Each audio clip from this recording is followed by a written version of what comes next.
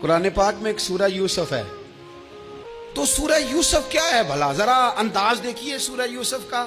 पहले हजरत यूसुफ लाडले हैं बाप के, लाडले, फिर उसी जनाबे यूसुफ के मुंह पे तमाचे हैं, फिर वही जनाबे यूसुफ कुएं में है, फिर कुएं से बच गए। कुएं में गिरा भी बंदा कभी बचता है? बच गए, अल्लाह की शान हो तो बच जाता है। बच गए, फरमाते हैं मैंने समझा बच गया हूं। जब बच गया तो बड़ी तकलीफ हुई।